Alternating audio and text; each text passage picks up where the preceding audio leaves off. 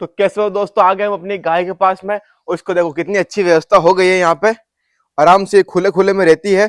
अब जगह बड़ी हो गई है अपने।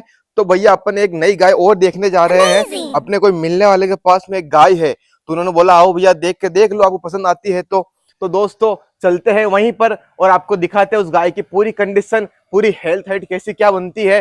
तो दोस्तों गाड़ी में बैठकर हम निकल गए नई गाय को देखने के लिए। गाय की जो लोकेशन थी वो हमारे घर से थोड़ा पास ही थी।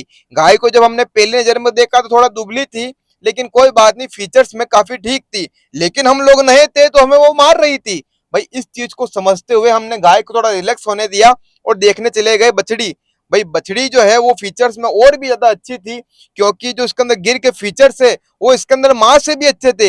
हमने इनके ओनर से बात करी, भाई आपने इसको कौन सा सीमन लगवाया, पर भैया इनके पास तो इस बारे में कोई भी डिटेल नहीं थी। ऐसा ही होता है भाई गाँव में। चलो कोई बात नहीं, जब तक गाय रिलैक्स हो गई तो हम चले गए गाय को देखने के लिए। भाई सबसे पहले मैं गया, क्योंकि गाय का शांत व्यवहार होना बहुत ही जरूरी है।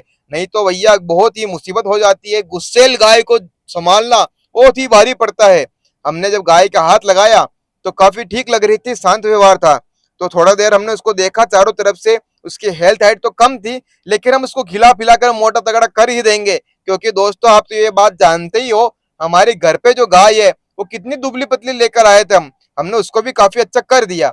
फिर हमने इसके गाय का अडर देखा और चारों थनों को देखा। भाई थन का साइज भी काफी ठीक था, और क्योंकि ये पहली ब्याह थी तो इसके अंदर जो थनैला रोग है या थन खराब होने का जो खतरा है वो इसके अंदर नहीं था।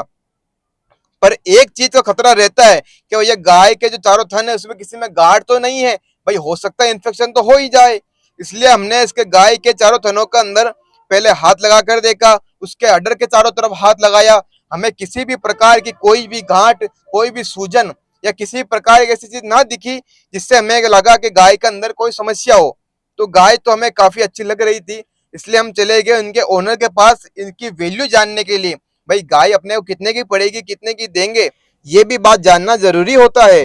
तो भैया हमने इसके जब रेट की बात करी तो इन्होंने बोला पहले आकर आप इसका दूध देख लीजिए। तो हमें भी बात ठीक लगी, इसलिए हम अगले दिन जल्दी उठकर निकल गए गाय का दूध देखने के लिए। भाई वहां पहुंचकर सबसे पहले उसकी लाइव मिल्किंग देखी। भाई मिल्किंग में तो गाय की चारों थनों से धार बराबर निकल रही थी। तो गाय मालिक को उसके पैसे दिए और गाड़ी मंगवाकर गाय को गाड़ी में बिठवा लिया। थोड़ी देर में हम घर भी पहुंच गए। फिर घर पहुंचकर सबसे पहले बछड़ी को उतारा तो उसके पीछे पीछे उसकी माँ भी उतर गई। भाई मजा तो तब आया जब अपने देनू के पास नई गाय गई, वो तो उसके पीछे ही पड़ गई।